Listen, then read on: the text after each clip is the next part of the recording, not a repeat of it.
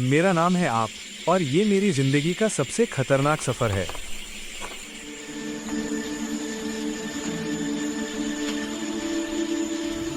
पूरी दुनिया को पता चल गया था कि एक्सप्लोरर फराह को एक विशाल अजगर ने निगल लिया है। मैंने सालों का सफर और हर खतरा पीछे छोड़ दिया था।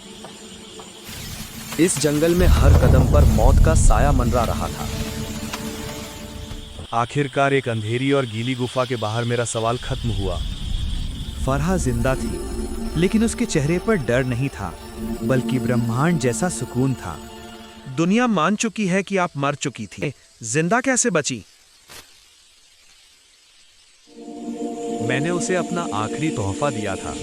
लंका वाला तोहफा यही था। मैंने उसे समझाया, मुझे नहीं, मेरे इस कैमरे को निगल लो। वो मुझसे नहीं डरा, लेकिन प्लास्टिक देखकर डर गया। ये तोहफा नहीं था, ये वो खतरा था जो मैंने जंगल को दिया।